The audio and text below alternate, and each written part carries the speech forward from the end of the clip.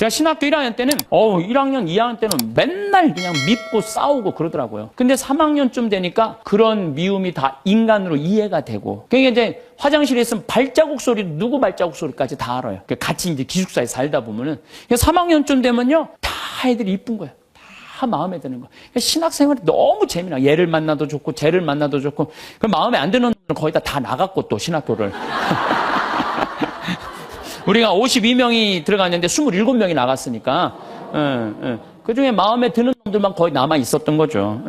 그러니까 얘를 봐도 좋고 쟤를 봐도 좋고 다 좋은 거야. 신학교 생활이 너무 재밌는 거예요. 사랑하는 사람이 많으면 많을수록요 우리가 즐거워요. 저는 이곳 생태마을 우리 직원들은 나를 어떻게 생각하는지 몰라도 나는 직원들이 다 이뻐요. 모든 걸 뿌리치고 여기 와갖고 기숙사 하면서 나하고 같이 농사 짓고 사는 직원 얼마나 고마워요. 그냥 직원들을 보면 기분이 너무너무 좋아요. 직원이 마음에 안 들면은 사실은 사는 게 즐겁지 않잖아요. 직원이 다 이뻐. 만나는 사람마다 다 좋고. 그러니 신나죠. 사는 게 즐거운 거죠. 일은 20년 동안 기다리고 있고. 은퇴하고 나면 또, 요즘 커피숍 그거 생각을 많이 해요. 바리스타를 배워갖고 어떻게 해야 되겠다. 그러니까 일이 있으니까 죄를 안 짓고. 여러분들, 그래서 마음 안에 창들이 있으면 다 없애세요. 미움, 삐죽한 마음들이 있으면 그걸 다 용서를 해줄 때 사랑하는 사람이 옆에 있을 때 그것처럼 행복한 게 없는 거죠. 여러분들 이상우 씨가 그녀를 만나는 곳 100m 전이라는 노래 아시죠? 그녀를 만나는 곳 100m 전에서 가슴이 떨리며 그녀를 만나기 위해 구두도 새로 사고 옷도 깨끗이 차려입었지만 왠지 그녀를 만나기엔 자신의 모습이 못마땅하다는 노래 가사 내용이 있어요. 아시죠? 그녀를 만나는 곳 100m 전. 우리는 신앙인이에요. 신앙이기 때문에 누구를 만나냐면 예수님을 만나요. 예수님을 잘 만나려면 내 마음 안에 미움이 없어야 돼. 내 마음 안에 분노가 없어야 돼. 내 마음 안에 욕심이 없어야 돼. 그래갖고 내가 옷도 차려입고 구두도 사고 꽃도 준비하는 그런 마음으로 예수님을 만날 때 여러분들은 행복할 수 있어요. 신앙, 기도 시간도 너무너무 즐겁고. 그래서 저는 용서의 삶이 참 중요해요. 여러분들 평화를 원하세요? 네. 평화를 원하면요 용서하셔야 돼요. 저는 예수님께서 계속 사랑해라, 용서해라, 사랑해라, 용서해라 그러다가 결정적으로 마지막에 평화를 주노라 그래요.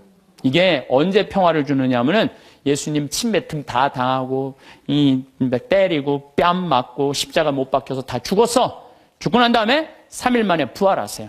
3일 만에 부활했을 때 예수님이 제자들 처음 만나요. 3일 만에. 제자들은 어떤 상태? 스승 배신하고 다 도망간 상태 아니야. 다 도망가고 배신하고 스승은 죽었다고 생각했을 때 마음이 지극히 불안했어. 배신, 그 3년을 따라다니던 스승을 배신했단 말이야. 예수님이 3일 만에 부활하셔서 첫 인사가 니네들 왜 나 배신했어? 내가 죽었다 살아난다는 건 니네들 안 믿었어? 이렇게 얘기하지 않아요. 평화를 비노라. 평화를 주노라. 평화는요, 여러분들 언제 찾아오는 거냐면 그 모든 폭풍이 다 지나가고 누릴 수 있는 게 평화예요. 평화.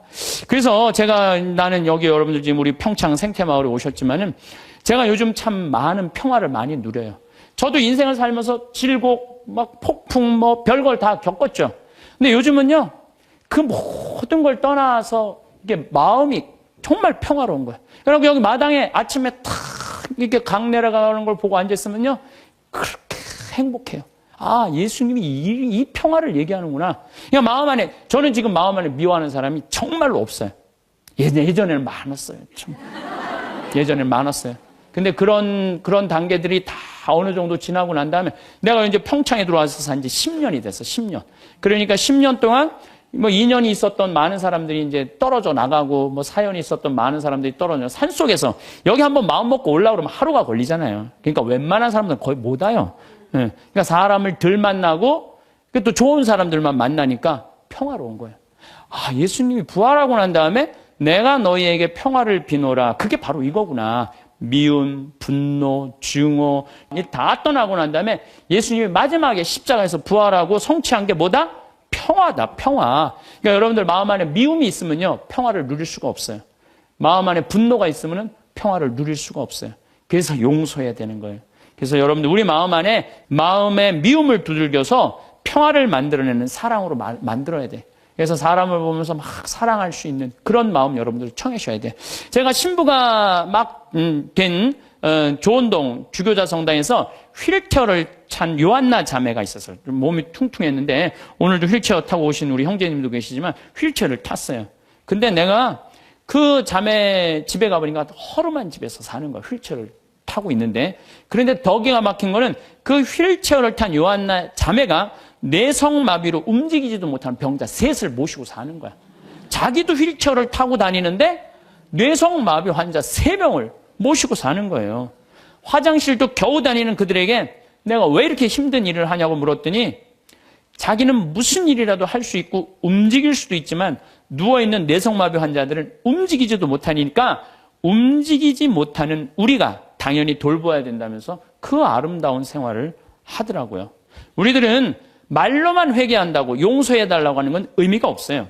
세례자 요한이 행동으로 회개하지 않고 세례만 받으려는 바리사이와 사두가이 사람들한테 이렇게 이야기하죠. 독사의 자식들아, 다가오는 진노를 피하라고 누가 너에게 일러주더냐? 회개에 합당한 열매를 맺어라. 죄를 뉘우친다면요, 우리가 회개에 합당한 보석의 생활을 해야 되는 거예요. 공을 쌓아야 된다는 거죠. 행실로 드러나야 된다는 거. 사랑하고 나누는 삶. 특별히 우리 교우들은 세상에 살다 보면 참 미운 일이 많아요. 자식, 남편, 형제, 친척, 그 나 사기치는 보이시피싱, 미워할 놈들이 너무 많아요. 참. 그래서 저는 교우들한테 생활의 단순함이 참 필요한 것 같아요. 생활이 좀 단순해. 너무 많은 일을 하다 보면요, 이게 죄를 많이 져요. 생활이 단순한 게 참 필요해요.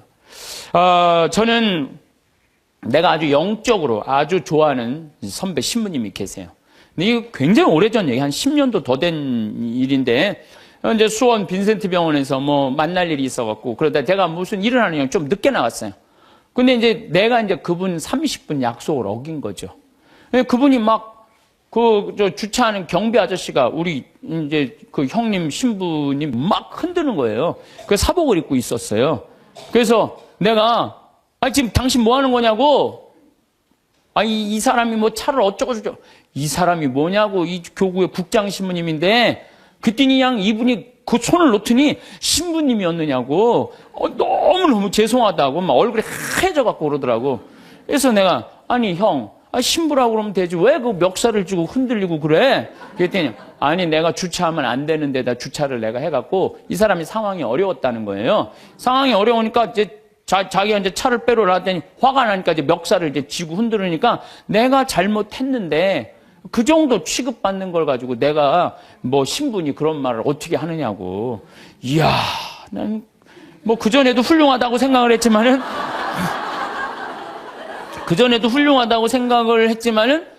그걸 보니까 더 훌륭한 거예요. 그래서 난 그분한테 고해성사 내가 이렇게 영적 상담을 지금도 이렇게 해요.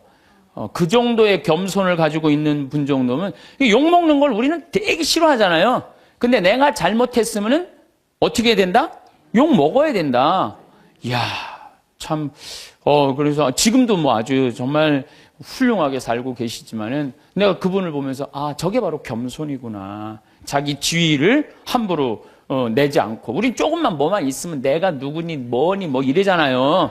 예. 예수님 마르코복음 14장 65절을 보면 예수님이 사형이 결정되자 어떤 자들은 예수님께 그분의 얼굴을 가른 다음 주먹을 치면서 알아맞혀 보아라 하면서 놀려대기 시작했다. 여러분들, 사람이요, 내가 이렇게 60 넘으신 할머니들 이렇게 상담할 때요, 그 할머니들이 남편하고 살면서 가장 수치스럽게 여기는 거, 가장 모욕적으로 여기는 게 뭐냐면요, 남편이 때리는 게 아니래요. 남편이 자기 얼굴에 침 뱉는 거래요. 정말로 정신 나간 남자들이 있어요. 그거 생각하면 여러분들 신랑 훌륭해, 안 훌륭해요? 훌륭하죠? 얼마 전에도 상담을 하는데 침을 뱉는다는 거예요, 침을. 그래서 내가 왜 사냐고 그래서 왜 사냐고. 자식들 때문에 산다는 거예요. 답답한 거죠. 참. 너무너무 불쌍한 거예요. 그래서 내가 그렇게 살지 말라고 내가 그랬어요. 아슬아슬 하더라고요, 얘기를 들어보니까. 예. 근데 예수님은 뭐라고 그래요?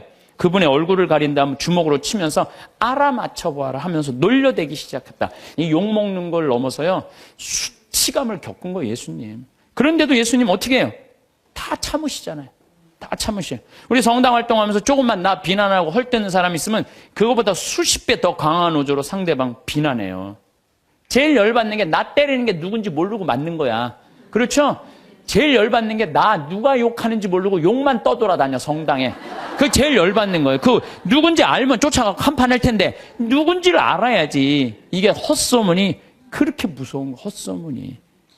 예수님 그냥 때리는데도 그냥 그걸 참죠. 아마 내가 그런 입장에 놓였다면 난 속 터져 죽었을지도 몰라요.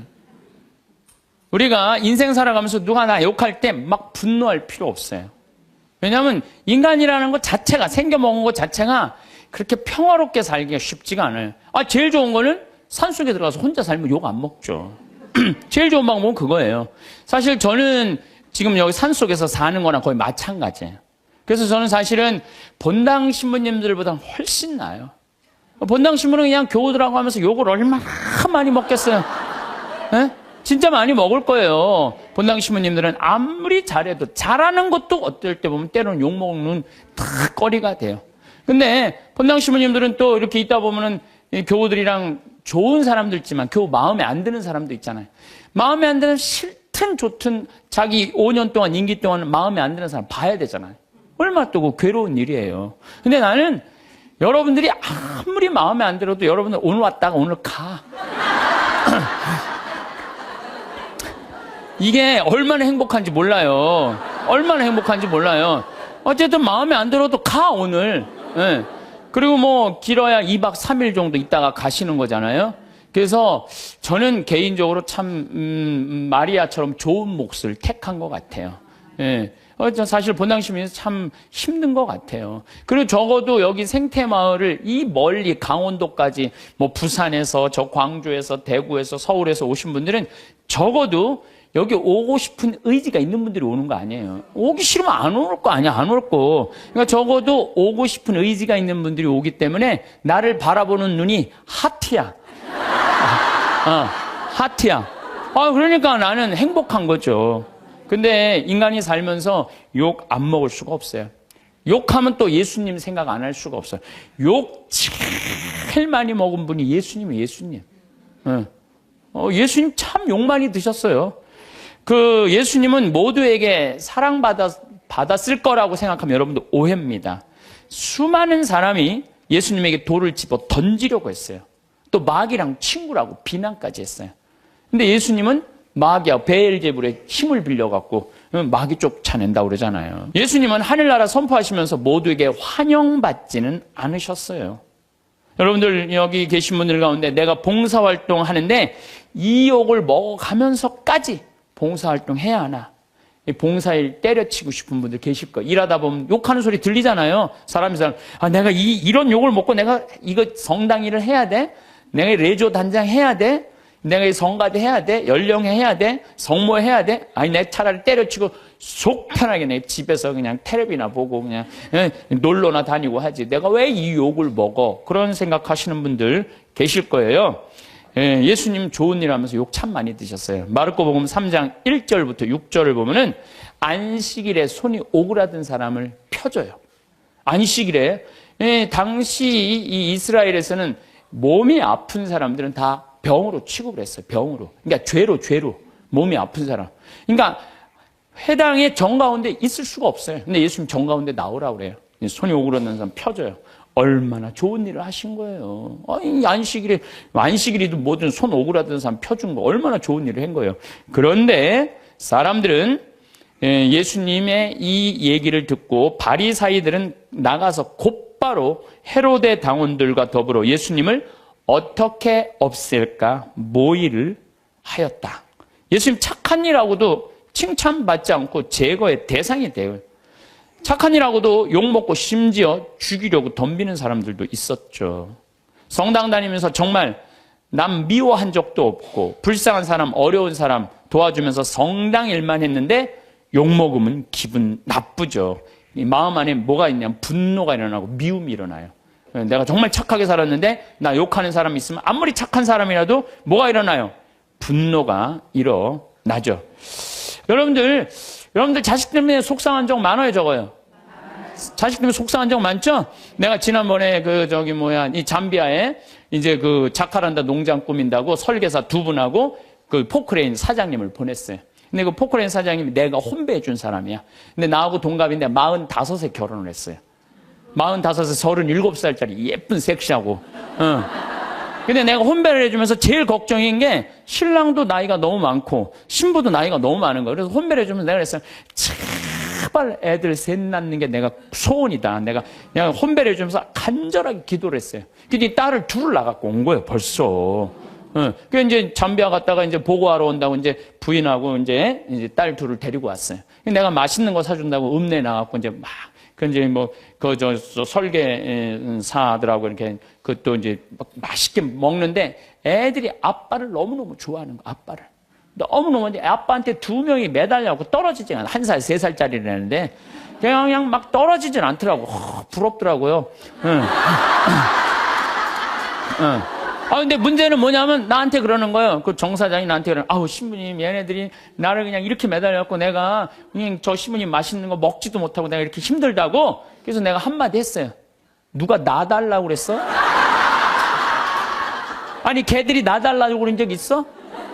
지들이 좋아갖고 늙어갖고 결혼해갖고 둘씩이나 낳고. 그 지들이 좋아갖고 낳았으면 책임을 져야지. 얘네들 때문에 힘들다는 게 말이랑 돼? 여러분들도 마찬가지. 여러분들 자식들 중에 놔달라고 그런 자식 있어요, 여러분들? 나 엄마 밑에서 태어나고 싶어. 그리고 놔달라는 자식 있었어요, 없었어요? 없었죠? 다 여러분들이 좋아서 난 거야. 걔네들은 태어날 의지가 없었던 애들이에요, 원래는. 여러분들이 난 거예요, 여러분들이. 그러면 누가 책임져야 돼? 여러분들이 책임져야 돼요. 이것도 똑같아. 우리가 언제 세상에 태어나게 해달라고 그런 적 있어요, 예수님한테? 당신이 좋아갖고 세상 만들어 놓고 우리 창조해 놨잖아요. 창조해 놨는데 인간들이 너무 많은 죄를 짓는 거야. 선택할 수 있죠. 죄를 선택할 수도 있고 선을 선택할 수도 있고 옳음을 선택할 수도 있고 그름을 선택할 수 있는 것을 하느님이 자유를 주셨는데 우리 인간이 옳음을 선택하거나 선을 선택하는 게 아니라 악을 자꾸 선택하니까 당신이 만들어 놨으니 당신이 책임지러 온 거예요. 책임지러 와갖고 어떻게 해? 땄으니까 어떻게 해? 참아야지.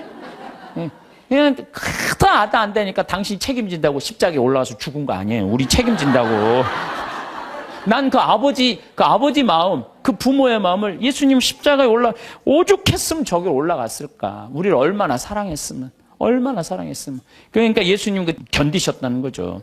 예수님을 믿는다는 건요, 예수님처럼 사는 거예요. 적어도 예수님 흉내 낼 줄은 알아야 돼. 14장을 보면 다음 날에도, 이건 전날이야. 금요일, 그러니까 목요일날 전날 붙잡혀갖고 그냥 매 맞고 그래. 금요일날 아침에도 모욕을 당하셔. 군중들이, 그전에는 시종가고 종들이 예수님 모욕했는데 다음날 아침에는 군중들이 이렇게 모욕을 해. 유다인들의 임금님 만세 하며 인사하기 시작했다. 또 갈대로 그분의 머리를 때리고 또 침을 또 뱉네. 예수님 침 참 많이 받으신 분이에요. 무릎을 꿇고 예수님께 절하였다. 조롱하는 거죠. 그렇게 예수님을 조롱하고 나서 자주색 옷을 벗기고 그분의 겉옷을 입혔다. 그리고 예수님을 십자가의 못박으로 끌고 나갔다.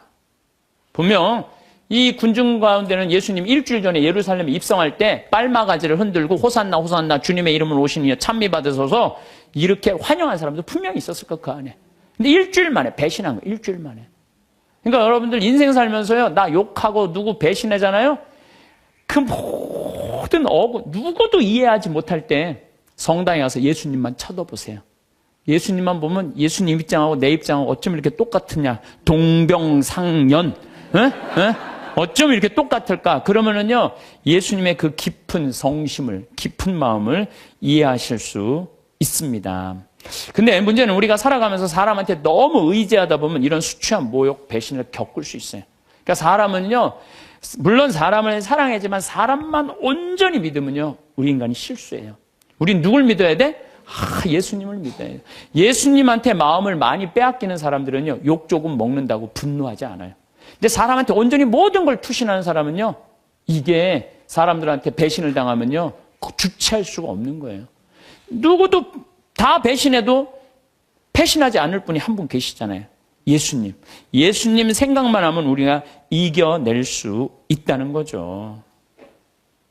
나는 이렇게 미움의 원인이라도 제공하지만 예수님은 무슨 미움의 원인을 제공하셨겠어요? 예수님은 대통령이 되려고 하지도 않았고 돈을 벌려고도 안 했어요. 집 한 채 없으셨던 분이에요. 예수님이야말로 집 한 채 없이. 예? 그리고 왕권을 탐하지도 않고 사랑하려고 온 분이야. 사랑하려고. 가난하고 병든 사람들, 외로운 사람들, 친구로 오신 분이죠. 예수님은 그런 사람들을 상대로 해서 목에 핏대 올리면서 상대하지 않았어요. 그저 묵묵히 견뎌내셨어요. 여러분들, 나한테 험담하는 사람, 나한테 나쁜 소문 내는 사람, 어때요? 그런 사람들하고 싸우면 여러분들 어떨 것 같아요? 더 평화로울 것 같아요? 화는 내면 낼수록 해결이 돼요? 일이 더 커져요? 커져요. 제일 좋은 건 무시하는 거예요, 무시. 그런 사람들. 저도 이제 이렇게 이제 평화방송에 이제 강의 많이 나가잖아요. 또 강의도 또 무지하게 텔레비에 많이 내보내더라고. 일주일에 8번이나 그냥 평화방송에 내보내. 그러니까 이제 내 강의를 이제 듣다가 좋아하는 분들도 있지만 내 강의 싫어하는 분도 있어요. 싫어하는 분들. 또 우리 천주교 교우들도 뭐 싫어하겠지만 천주교 아닌 사람들도 싫어하는 경우가 있어요. 그럼 내욕을 인터넷에다가 무지하게 해요. 막. 그래갖고 이제 쫙 읽어보면, 야, 정말 욕 대단하게 한다. 근데 나는 대꾸를 안 해요. 거기서 그래, 제발 황신부 대꾸해라. 그래도 절대 대꾸하지 않아요. 네. 왜 대꾸하지 않느냐면 내가 그 사람이 어떤 사람인 줄 알고, 그 사람이 무슨 중학생인지 고등학생인지 남자인지 여자인지 할머니인지 할아버지인지 교육을 높게 받은 사람인지 낮게 받은 사람인지 성격이 어떤 사람인지 전혀 모르고 그 인터넷에 몇 줄 나온 걸 가지고 그 사람하고 말싸움으로 그게 해결이 될 일이에요? 그렇지 않겠어요? 우리 인생이 다 똑같은 것 같아요. 여러분들, 우리가 바라보는 사람은 상대방의 빙산일각이라고 그러잖아요. 빙산일각. 예? 우리가 이렇게 1912년에 타이타닉호가 갈다가 조그만 빙산인 줄 알고 지나갔는데 이 밑에 엄청난 빙산이 있어갖고 이래갖고 그냥 침몰한 거 아니에요. 우리가 사람을 보는 건 요 꼭대기만 보는 거지 이 안에 이 사람이 할아버지가 어떻게 했는지 할머니가 어땠는지 엄마 아버지한테 맞고 자랐는지 사랑을 받고 살았는지 우리가 알 게 뭐예요. 그냥 요 겉에 드러난 것만 가지고 우리가 사람을 평가할 수도 없고 상대할 수도 없는 문제라는 거예요. 그래서 나는 인터넷에서 절대 대꾸하지 않아요. 네. 왜? 그 사람이 어떤지를 알고 어떻게 알아? 내가 이렇게 눈으로 보고 얼굴을 마주보면 밤새서라도 얘기할 수 있겠지. 근데 그 사람이 막 내가 욕을 했는데 만났는데 막 2m에 막 팔뚝이 막 한 대 맞으면 막 갈 것 같아. 그럼 어떻게 해? 네. 그러니까 우리가 쉽게 이렇게 분노하거나 쉽게 상대한테 싸움을 한다는 게 좋은 게 아니에요. 욕은요, 세상 살면서 기본적으로 먹고 산다. 이렇게 생각하면 속 편해요. 왜? 누가 욕 먹고 살았어? 예수님이 욕 먹고 살았으니까. 예수님이 모욕을 당했으니까 우리도 인생 살면서 조금 모욕당하는 거, 욕 먹는 거, 그 어느 정도. 그거를 이겨내려고 그럴 때 인생이 고통스러운 거예요. 저도 이렇게 살아오면서 그런 나쁜 거는 그냥 무시하고 시간이 지나면 다 없어져요. 시간이 지나면. 5년, 10년이 지나보면 다 없어져요. 그러니까 여러분들 그런 거. 그러니까 이 헛소문에 죽는 사람들 정말로 많아요. 헛소문에. 그래서 사람들이라는 게 참 그런 문제가 있는 것 같아요. 자, 그렇다면 우리 인간이 참 죄를 짓고 살아요. 게으르고 나약하고 그 다음에 시기심 많고 죄를 져. 나 같은 죄인도 용서받을 수 있나요? 여러분들 인생 살아오면서 정말로 누구한테도 얘기하기 부끄러운 죄들이 있으시죠? 저는 많아요. 누구한테도 얘기하기 부끄러운 죄들 참 많아요. 근데 나 같은 죄인이 과연 용서받을 수 있느냐? 나 같은 죄인도 과연 용서받을 수 있을까? 저는 예수님이 요한복음 8장에 보면 간음한 여인 얘기가 나요. 그거를 읽으면요 굉장히 위로가 많이 돼요. 이 여자가 현장에서 잡혔어요.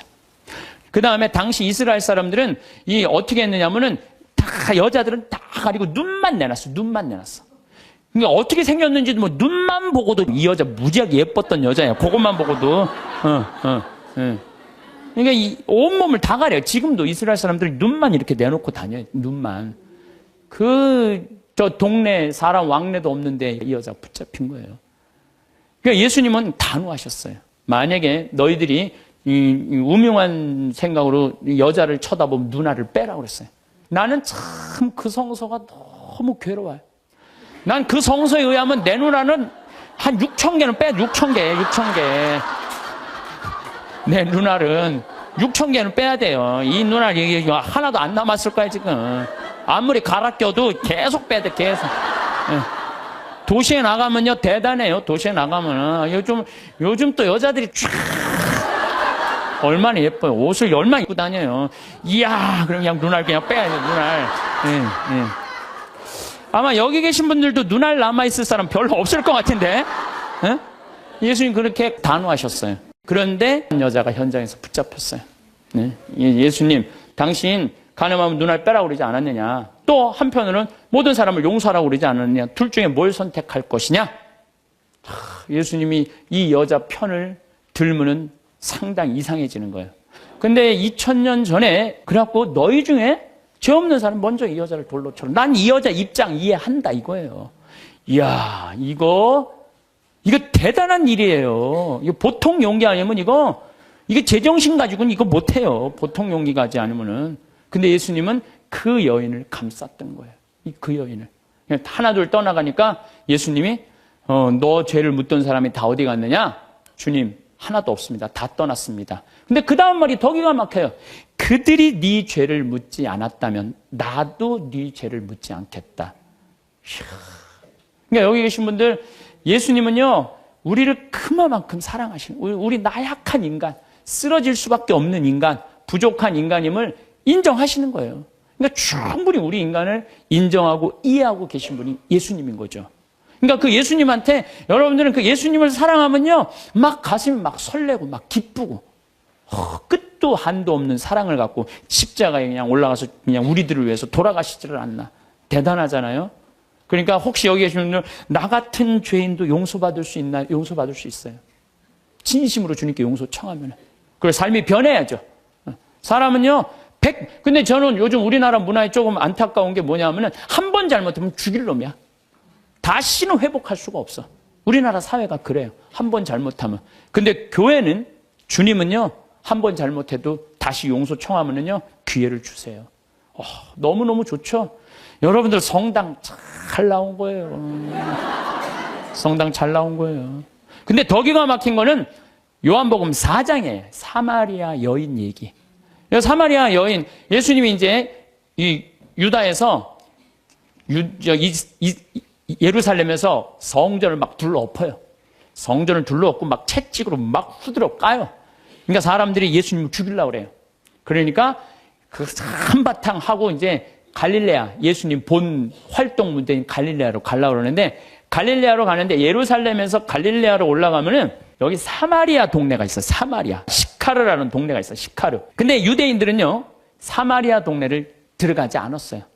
사마리아 동네 들어가면은요, 더럽다고. 그래서 이렇게 갈릴레아 요르단강으로 올라가든지 바닷가로 올라가요. 근데 예수님은 돌아가기 귀찮았나 봐요. 그냥 가로질러 그냥 가요. 가로질러. 그냥 가다가 시카르라는 동네에 가고 정오쯤 목이 마르셨어요. 그래갖고 이제 우물에 딱 앉아 계셨어요. 근데 우물이라는 공간은 누구의 공간이에요? 남자들의 공간이에요? 여자들의 공간이에요? 여자들의 공간이에요. 그 우물가에는 남자들이 가는 게 아니에요. 근데 이 남자인 예수님 우물가에 다 남자하고 여자는 정부는 다 어디서 나냐? 우물가에서 다 나는 거예요. 정부 우물가, 갑돌이하고 갑순이도 우물가에서 뭐 이렇게 해갖고 엄마 이러지 마세요. 이러다가 다 정부 난 거 아니에요. 예? 그러니까 남자가 하여튼 우물가 간다. 이거 별로 좋은 게 아니에요.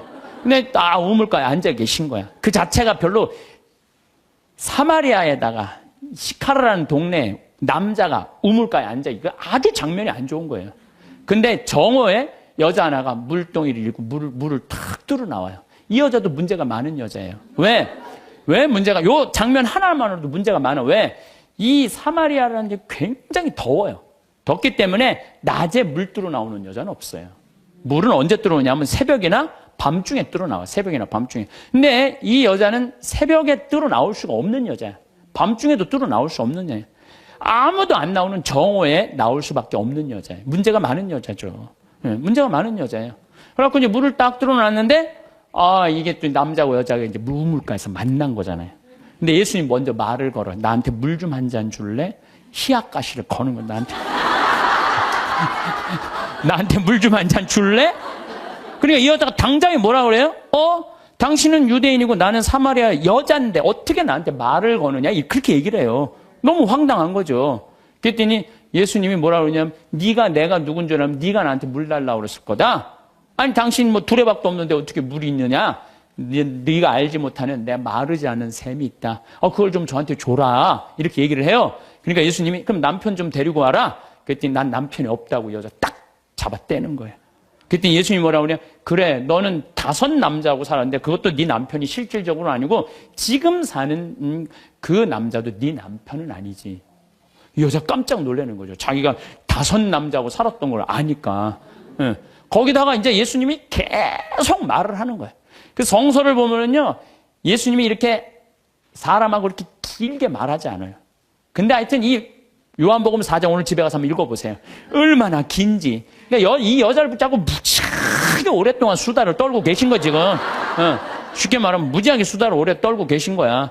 그러더니 이제 앞으로는 예루살렘에서 예배하거나 그리짐산, 야곱의 우물 그리짐산에서 예배하는 그런 시대는 끝났다. 이제 정말로 마음으로 예배하는 하나님은 어디나 계시고, 막 구원에 대해서도 얘기하고 예배에 대해서도 얘기를 하네.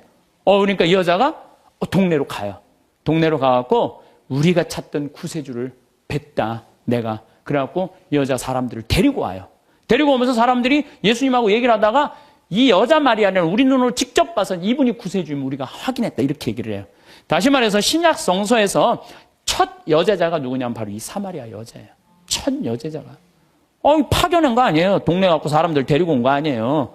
근데 여러분들 생각을 해봐. 이 여자가 5 남자하고 살았던 여자야. 그러니까 이혼을 5번 한 거예요. 6번째 이 남자하고 사는 여자예요. 이 여자 이뻤겠어, 안 이뻤겠어요? 여러분 5번 정도 결혼할 정도면요 이뻐야 돼요. 이뻐야 돼. 그렇잖아요. 굉장히 예뻤을 거예요. 근데 여러분들 성당에서 이 생각을 해봐요. 신부님, 우리 성당에서 6번째 남자하고 살던 여자가 성당을 나왔어.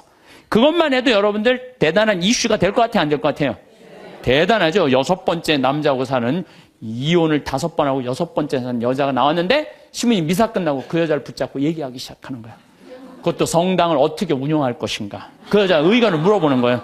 성당 어떻게 운영하면 좋으냐. 한참 얘기하더니 그러지 말고 그냥 네가 성모회장 해라. 그래갖고 성모회장으로 임명을 했어. 성당 교우들이 그 본당 신부님하고 그 여자하고 뜯어 먹을 것 같아, 안 뜯어 먹을 것 같아요? 뜯어 먹어요. 뜯어 먹어요. 근데 예수님은요, 그게 중요하지 않으셨나 봐요. 그러니까 우리가 생각하는 죄하고 예수님이 생각하는 사랑하고 너무너무 이게 차원이 다른 거예요, 차원이. 여기 계신 분들 지금 한 5 남자하고 이렇게 이혼했다, 결혼했다, 이혼했다 이런 분들 혹시 계세요? 없으시죠? 나는 이것도 굉장히 위험한 반이는데 인생 살면서요, 정말 잘못 만나는 남자 있을 수 있어요. 잘 안 맞는 남자. 그래서 이혼할 수도 전 있다고 생각을 해요. 나는 요새 우리 프란치스코 교황님 너무 마음에 들어. 왜 프란치스코 교황님이 마음에 드느냐면은 동성애자들에 대해서 사목적 배려를 해줘야 된다고 그러잖아요. 난 너무너무 마음에 들더라고요.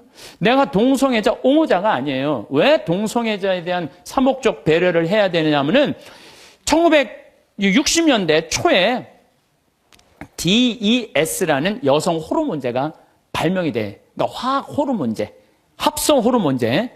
그러니까 이게 발견되면서부터 난리가 난 거예요. 전 세계적으로 여자들이 여성 호르몬이 에스트로겐이 정말 중요한데 이게 이제 약으로 먹을 수 있다. 그래갖고 막 임신을 했을 때 이 약에 대한 무서운 걸 모르고 다 먹여요. 임신한 여자들한테. 이 여성 호르몬이 에스트로겐이 먹으면 애한테도 좋을 줄 알고 다 먹여요. 그래갖고 이제 애들이 다 나왔어요, 세상에. 그런데 20년이 지나고 난 다음에 1980년 이때부터 갑자기 동성애자들이 너무 많이 늘어나는 거예요, 미국에. 동성애자들이 너무 많이 늘어나는 거예요. 그래갖고 이게 어떻게 된 거냐 추적을 해봤어요. 추적을 해봤는데 1960년도 초에 임신했을 때 DES, 합성 호르몬제를 먹은 애들이 문제가 생긴 거예요. 이 여자인 경우는 문제가 없어요, 여자인 경우는. 근데 남자인 경우는 임신을 했는데 뱃속에 남자애가 들어있단 말이야. 그러면은 합성 호르몬을 먹으면 얘한테 에스트로겐이 들어가 버리는 거예요. 얘한테 뭐가 들어가냐면 테스토스테론이 들어가야 되는데, 남성 호르몬이 들어가야 되는데. 그러니까 몸 안에 얘는 태어나면서 뭐가 많은 거야? 여성 호르몬이 남자지만 여성 호르몬이 많은 거야. 몸에 뭐가 흘러?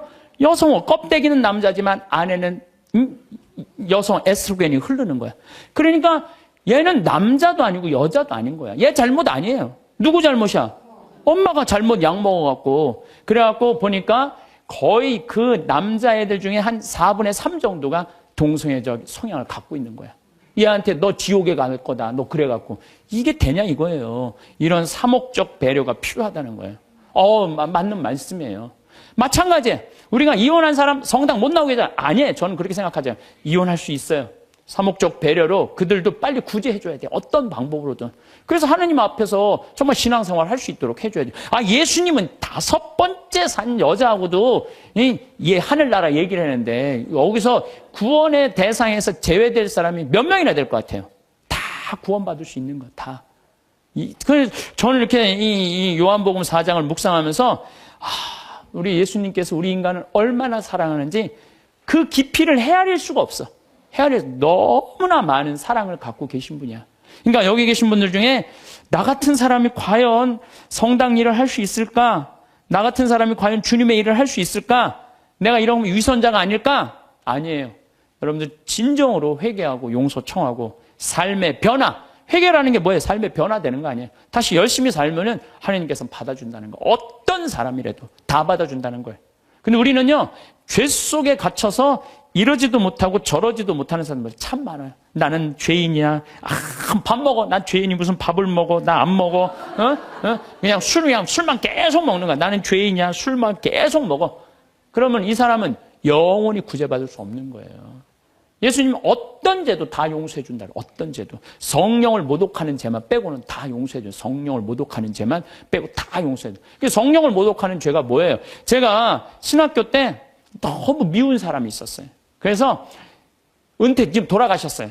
은퇴한 신부님한테 계속 고해성사를. 나 그 사람이 너무 밉습니다. 또 한 달 지나고 그 사람이 너무 밉습니다. 또 지나고 그 사람. 이제 신부님이 나를 아니까 한 7번째 고해를 하는데 신부님이 딱 그러더라고요. 학사님, 하느님의 사랑을 믿습니까? 안 믿습니까? 그러더라고요. 좀 믿는데요. 그랬더니 학사님은 내가 생각하기엔 하느님의 사랑을 안 믿는 사람이라고. 당신이라고 그러잖아요. 당신은 하느님의 사랑을 안 믿는 사람이라고. 무슨 말씀이냐고. 당신이 고해성사를 봤으면 하느님께서 온전히 용서해 줬다. 그럼 그거를 믿어야지. 왜 못 믿고 7번이나 똑같은 죄를 고백하냐 이거야. 그게 바로 성령을 모독하는 죄. 성령을 모독하는 죄. 하느님의 은총을 온전히 믿어야 되는데 그 하느님의 은총을 안 믿는 거야. 용서 받았을까? 아니야, 안 받았을 것 같아. 또 가서 확인해보고 용서 받았을까? 안 받아. 또 가서 이게 성령을 모독하는 죄라는 거예요. 나도 보좌 신부 때 고해성사를 이렇게 주면은 이쪽에서 고해성사를 줬어. 그러고 다 사죄를 해줬어. 근데 이쪽에 문 열면 이쪽 여자가 여기 와서 또 하는 거예요. 고해성사를. 진짜로 또 하는 거예요. 1년 내내 계속. 그래서 막 신경질. 왜 자꾸 벌써 이미 죄를 사해 줬는데 왜 하느님의 자비를 안 믿느냐고. 이 자매가 그러는 거예요. 나는 용서 못 받은 것 같다고. 하느님의 사랑을 못 믿는 거죠. 무한한 하느님의 사랑을. 우리가 회개가 뭐가 필요해요? 종교가 뭐가 필요해요? 용서가 없다면. 그러니까 하느님은 우리를 용서해 주셔요? 안 용서해 주셔요?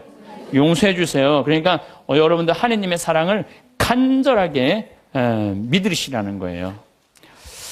윤동주 씨가 서시라는 걸 썼죠. 죽는 날까지 하늘을 우러러 한 점 부끄러움이 없기를. 잎새 이는 바람에도 나는 괴로워했다. 별을 노래하는 마음으로 모든 죽어가는 것을 사랑해야지. 그리고 나한테 주어진 길을 걸어가야 되겠다. 오늘 밤에도 별이 바람에 스치운다. 참 내용이 좋은 것 같아. 죽는 날까지 하늘을 우러러 한 점 부끄러움이 없기를. 이런 마음으로 살아가야 돼요. 근데 나는 그냥 하늘을 우러러 그냥 부끄러운 일 천지인데 어쨌든 마음만은 그래야 된다는 거죠. 잎새 이는 바람에도 나는 괴로워했다. 양심의 소리. 주님께서 우리에게 들려주는 양심의 소리를 들어야 된다는 거죠. 별을 노래하는 마음으로 모든 죽어가는 것을 사랑해야지. 이 시는 거꾸로 들으면 돼요. 별을 노래하는 마음으로 모든 살아있는 것을 사랑해야지 하고 똑같은 것 같아요. 그래서 여러분들, 제가 별 참 좋아하는 소년이잖아요.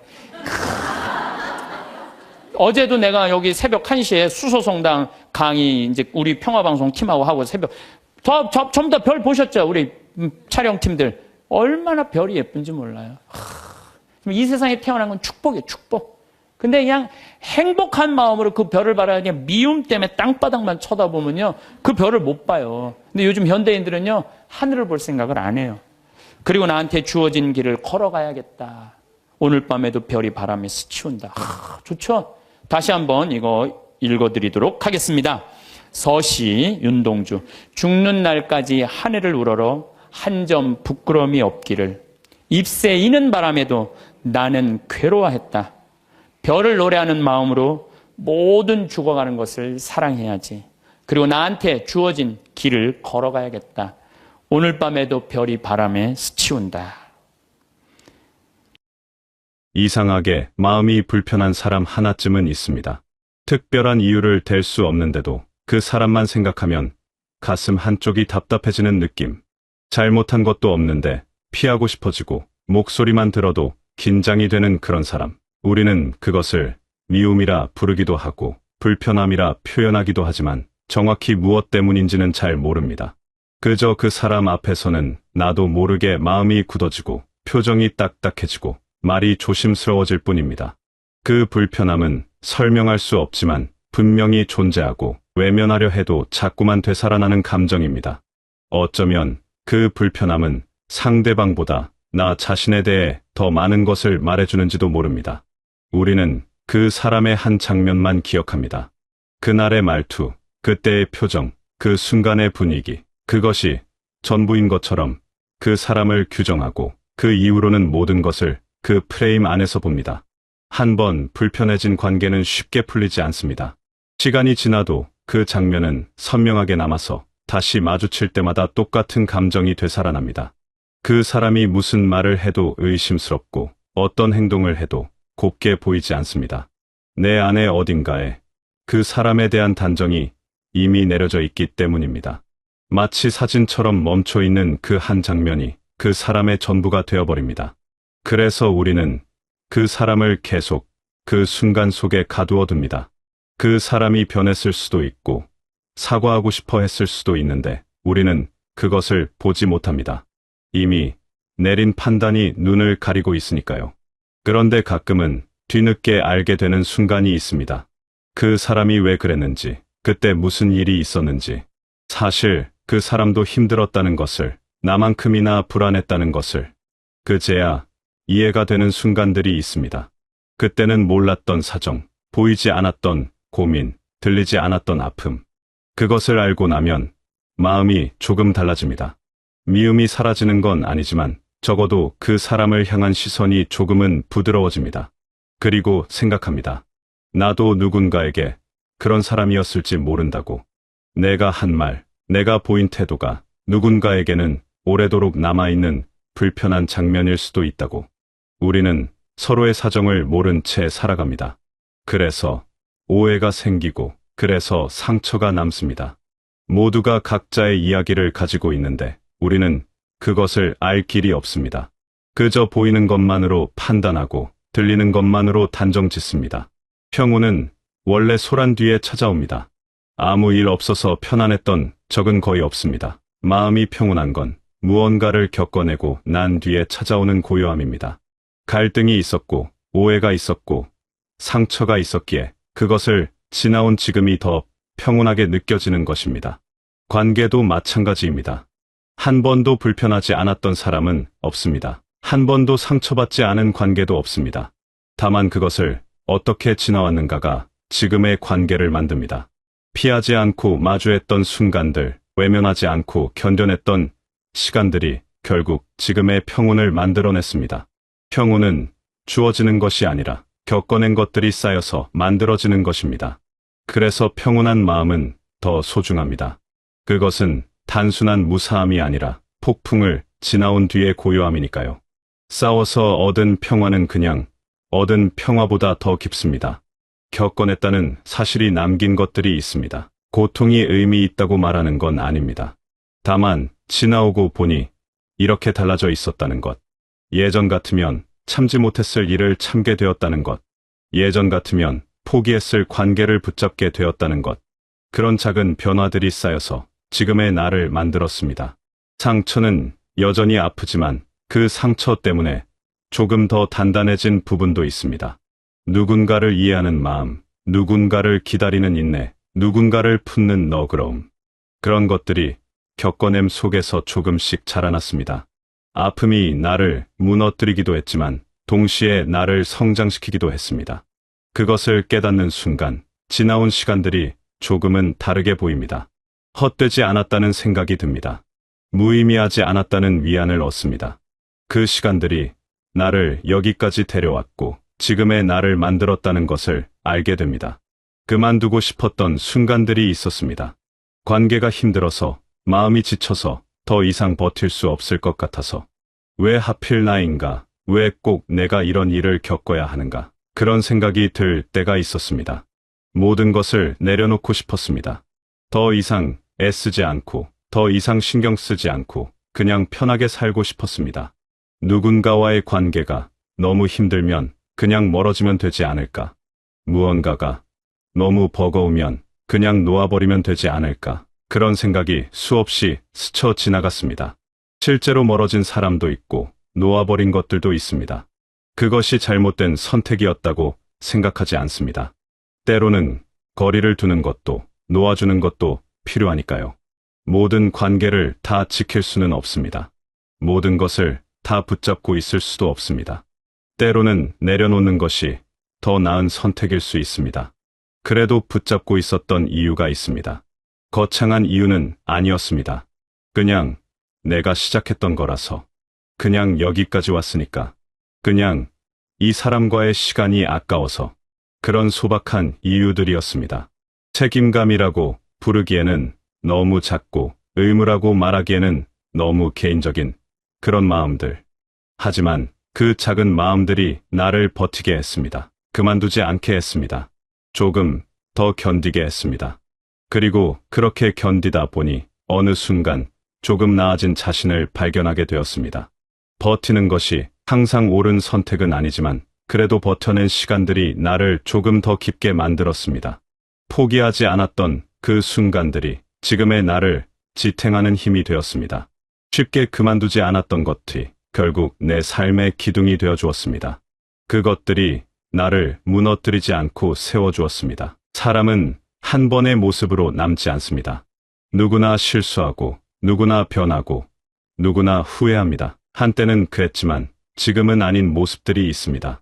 한때는 미워했지만 지금은 이해하게 된 사람들이 있습니다. 관계는 고정되어 있지 않습니다. 오늘의 관계가 내일도 똑같을 거라는 보장은 없습니다. 나도 변하고 상대도 변합니다. 그러니 누군가를 한 번의 잘못으로, 한 번의 말실수로, 한 번의 오해로 단정 짓지 않아도 됩니다. 그 사람에게도 다시 시작할 기회가 있고 나에게도 다시 바라볼 여유가 있습니다. 사람은 계속 달라집니다. 어제의 나와 오늘의 나가 다르듯 어제의 그 사람과 오늘의 그 사람도 다를 수 있습니다. 그 변화를 인정하는 것, 그것이 관계를 이어가는 첫걸음입니다. 변화는 누구에게나 일어납니다. 그것을 받아들이는 것이 관계를 유지하는 비결입니다. 마음이 조금 넓어졌다는 신호는 예전만큼 아프지 않다는 것입니다. 같은 일이 일어나도 예전처럼 격하게 반응하지 않게 되는 것, 누군가의 말에 예전처럼 크게 상처받지 않게 되는 것, 그것이 마음이 넓어졌다는 증거입니다. 용서하라는 말을 하는 게 아닙니다. 다만 시간이 지나면서 그 일이 내 안에서 차지하는 비중이 조금씩 줄어든다는 것, 그것만으로도 충분합니다. 완전히 잊을 필요도 없고 완전히 용서할 필요도 없습니다. 다만 예전보다 덜 아프다면 그것으로 충분합니다. 상처는 여전히 남아있지만 그 상처를 바라보는 시선이 달라집니다. 원망이 아니라 이해로, 분노가 아니라 수용으로. 그렇게 조금씩 마음이 넓어집니다. 넓어진 마음은 더 많은 것을 담을 수 있습니다. 더 많은 사람을, 더 많은 경험을, 더 많은 감정을 받아들일 수 있게 됩니다. 관계는 완벽하지 않습니다. 누구와도 완벽하게 잘 지낼 수는 없습니다. 불편함이 있고, 오해가 있고, 상처가 있습니다. 그것이 관계입니다. 완벽한 이해를 바라는 것도, 완벽한 소통을 기대하는 것도 어쩌면 무리일 수 있습니다. 다만, 그 불완전함 속에서도 함께 있으려고 애쓰는 마음. 그것이 관계를 이어가는 힘입니다. 완벽하지 않아도 괜찮습니다. 가끔 불편해도 괜찮습니다.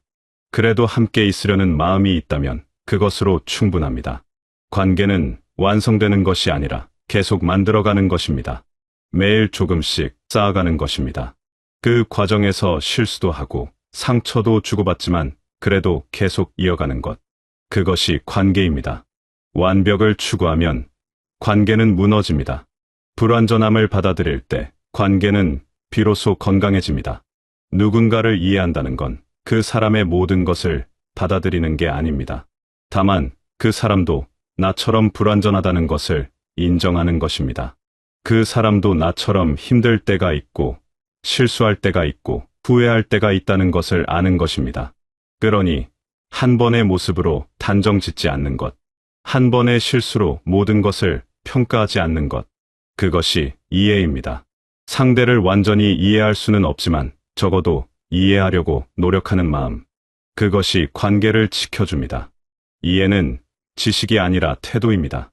안다는 것이 아니라 받아들인다는 것입니다. 그 사람의 불완전함을, 그 사람의 약함을, 그 사람의 한계를 인정하는 것, 그것이 진짜 이해입니다. 이해는 동의와 다릅니다. 동의하지 않아도 이해할 수 있습니다. 받아들이지 않아도 인정할 수 있습니다. 마음이 불편한 사람이 있다면 그 불편함을 억지로 없애려 하지 않아도 됩니다. 불편함도 관계의 일부입니다. 다만 그 불편함이 나를 지배하지 않도록 하는 것, 그 불편함 때문에 다른 것들을 놓치지 않도록 하는 것, 그것이 중요합니다. 불편함을 느끼는 것과 불편함에 사로잡히는 것은 다릅니다.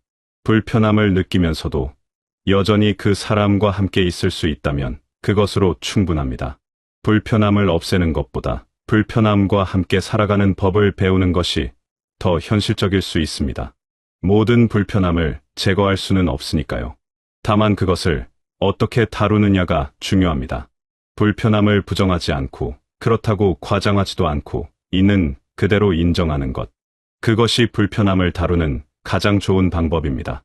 지금 마음이 불편한 사람이 있다면 그 불편함을 조금 내려놓아 보는 것도 좋습니다. 당장 이해하려고 애쓰지 않아도 됩니다. 당장 용서하려고 애쓰지 않아도 됩니다. 다만 그 사람에 대한 단정을 조금 늦추는 것, 그 사람을 한 번의 모습으로만 보지 않는 것, 그것만으로도 충분합니다. 시간이 지나면 어느 순간 그 사람에 대한 마음이 조금 달라져 있을 것입니다. 예전만큼 불편하지 않고 예전만큼 아프지 않은 순간이 올 것입니다. 시간은 많은 것을 치유합니다. 모든 것을 치유하지는 못하지만 적어도 견딜 만하게 만들어줍니다. 견딜 수 있다는 것, 그것만으로도 큰 변화입니다. 견딜 수 없었던 것이 견딜 수 있게 되는 것, 그것이 성장입니다. 관계는 시간이 필요합니다. 당장 풀리지 않아도 괜찮습니다. 당장 이해되지 않아도 괜찮습니다. 시간이 지나면서 조금씩 달라지는 것들이 있습니다. 오늘은 이해할 수 없었던 것이 내일은 조금 이해될 수도 있습니다. 오늘은 불편했던 사람이 내일은 조금 덜 불편할 수도 있습니다. 그러니 조급하게 결론을 내리지 않아도 됩니다. 천천히 시간을 두고 지켜보는 것도 관계를 대하는 하나의 방법입니다. 급하게 해결하려고 하면 오히려 더 꼬이는 경우가 많습니다. 시간을 주는 것, 기다리는 것, 그것도 관계를 돌보는 방법입니다. 조급함은 관계를 망칩니다. 여유는 관계를 살립니다. 지금 누군가와의 관계가 힘들다면 그 힘듦을 혼자 감당하려고 애쓰지 않아도 됩니다. 완벽하게 잘 지내야 한다는 부담을 내려놓아도 됩니다. 불완전해도 괜찮고 불편해도 괜찮고 때로는 거리를 두어도 괜찮습니다. 관계는 언제나 가까워야 하는 것도 아니고 언제나 친밀해야 하는 것도 아닙니다. 때로는 거리가 필요하고 때로는 시간이 필요합니다. 그것도 관계를 지키는 방법입니다. 거리를 둔다고 해서 관계가 끝나는 것은 아닙니다. 오히려 적절한 거리가 관계를 더 건강하게 만들 때도 있습니다. 너무 가까우면 상처를 주고받기 쉽습니다. 적절한 거리는 서로를 보호합니다. 마음이 불편한 사람이 있다는 것은 사실 그만큼 그 사람과의 관계를 신경 쓰고 있다는 뜻이기도 합니다. 정말 상관없는 사람이라면 불편할 일도 없습니다. 불편하다는 건 그 사람이 내 마음 어딘가에 자리하고 있다는 뜻입니다. 그러니 그 불편함을 너무 나쁘게만 보지 않아도 됩니다. 불편함도 관계의 한 형태입니다. 그 불편함을 통해 나는 나 자신에 대해서도 관계에 대해서도 배워갑니다. 불편함은 때로 성장의 신호이기도 합니다. 내가 무엇을 중요하게 여기는지, 무엇을 받아들이기 어려워하는지 그런 것들을 알려주는 신호입니다. 불편함은 나를 알아가는 과정입니다. 나의 한계를, 나의 가치를, 나의 욕구를 알려줍니다.